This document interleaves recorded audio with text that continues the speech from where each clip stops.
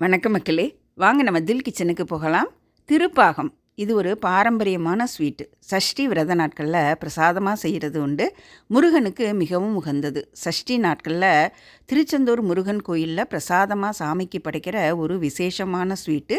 திருநெல்வேலி பக்கம் கல்யாணங்கள்லேயும் பரிமாறுவாங்க இந்த திருப்பாகம். திருப்பாகம் செய்கிறதுக்கு ஒரு சின்ன கிண்ணம் அல்லது டம்ளர் அளவாக எடுத்துக்கலாம். நான் இந்த கிண்ணம் அளவாக எடுத்துருக்கிறேன். இதில் 1 கப் அளவு கடலை மாவு எடுத்து அதை நல்லா சலிச்சுக்கலாம். கடலை மாவில் கட்டி இல்லாமல் இருக்கிறதுக்கு நல்லா சலிச்சாச்சு. இது ஒரு பக்கம் இருக்கட்டும். நம்ம அதே பவுலில் 1 கப் அளவு முந்திரி பருப்பு எடுத்துக்கலாம். இதை ஒரு மிக்சி ஜாரில் சேர்த்துட்டு பல்ஸ் மோடில் இந்த மாதிரி பொடியாக அரைச்சிக்கலாம். ரொம்ப மிக்சியில் ஓட்டினோன்னா அந்த எண்ணெய் வந்துடும். இந்த மாதிரி பொடி பண்ணி அதை ஒரு பக்கம் இருக்கட்டும்.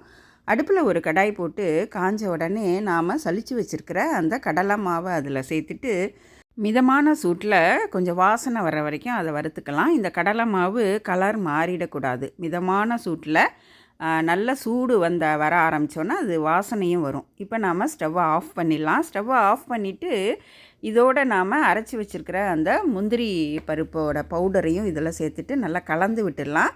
அடுப்பில் இருக்கணும்னு அவசியம் கிடையாது. நாம் இறக்கி வச்சுக்கலாம். இப்போது 2 கப்பு பால் எடுத்துருக்குறோம். அதில் 1 கப்பை கொஞ்சம் கொஞ்சமாக சேர்த்து அதை கட்டி இல்லாமல் நாம் கலந்துக்கணும்.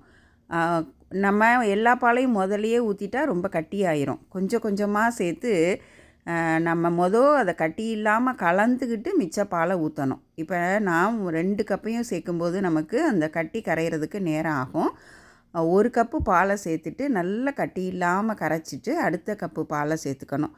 இந்த மாதிரி நாம் கட்டி இல்லாமல் நல்லா கரைச்சி வச்சுக்கணும். இப்போ நாம் அடுப்பை பற்ற வச்சுக்கலாம். அந்த நல்ல கட்டி இல்லாமல் கரைச்சதுக்கப்புறம் நாம் அடுப்பை பற்ற வச்சுட்டு அதை கைவிடாமல் கிளறணும். இப்போ நாம் இந்த கடாயில் நாம் கைவிடாமல் கிளறணும். நான் இன்றைக்கி நான்ஸ்டிக் கடாய் எடுத்துருக்கிறேன். இப்போ அந்த மிதமான சூட்டில் இந்த மாதிரி கைவிடாமல் கிளறிக்கிட்டே இருக்கணும். அப்போ தான் அடி பிடிக்காமையும் இருக்கும். இது இப்போ கொஞ்சம் கெட்டியாயிருச்சு. இந்த மாதிரி கெட்டியானோன்னே சுகர் 2 கப்பு எடுத்துக்கலாம்.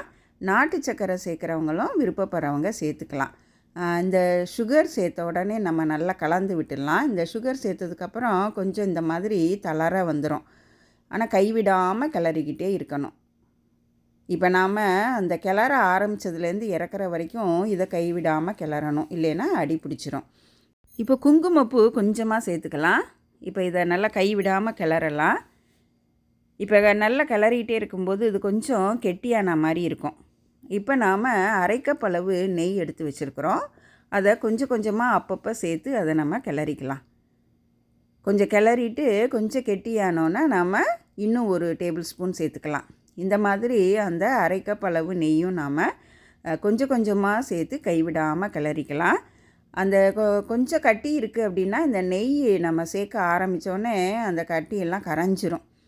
கொஞ்சம் கெட்டியாகும்போது நாம் மிச்சம் இருக்கிற நெய்யையும் அதில் சேர்த்துடலாம். இப்போ நாம் எடுத்த 1/2 கப் நெய்யும் அதில் சேர்த்தாச்சு. இதை நல்லா கலந்து விட்டுடலாம். இப்போ இதை நல்லா கிளறும்போது அந்த லேசாக அந்த சுற்றி இந்த சட்டியை விட்டுட்டு வருது. அவ்வளோதான். இப்போ இதான் பதம். இப்போ நாம் இதோட கொஞ்சம் பச்சை கற்பூரம் கொஞ்சமாக எடுத்து அதை நல்லா பொடி பண்ணி சேர்த்துக்கலாம். வாசனைக்கு ஏலக்காய் பொடி ஒரு 1/2 டீஸ்பூன் அளவு சேர்த்துட்டு இதை நல்லா கலந்து விட்டுட்டோன்னா அவ்வளோதான், நமக்கு திருப்பாகம் ரெடியாகிருச்சுங்க. இதோ நல்லா அந்த சட்டியை விட்டுட்டு வரும். இதை நல்லா ஒரு கிளறிட்டு நாம் இறக்க வேண்டியது தாங்க. அவ்வளோதான், நமக்கு திருப்பாகம் ரெடியாகிருச்சு. நாம் ஸ்டவ்வை ஆஃப் பண்ணிடலாம். கோயில் பிரசாதம்ன்றதே விசேஷமானது. அதை நம்ம வீட்டில் செய்யும்போது வீட்லேயும் ஒரு தெய்வீக மனம் கமழுன்றது உண்மைதான். வீடுங்கள்லேயும் விசேஷ நாட்களில், பண்டிகை நாட்களில் இந்த திருப்பாகம் செஞ்சு சாமிக்கு படைக்கிறது உண்டுன்னு சொல்லுவாங்க. திருநெல்வேலிக்காரவங்களுக்கு இந்த திருப்பாகம் பற்றி இன்னும் நல்லா தெரிஞ்சவங்க எப்பெல்லாம் இந்த திருப்பாகம் செய்வீங்கன்றத கமெண்ட்டில் சொல்லுங்கள்.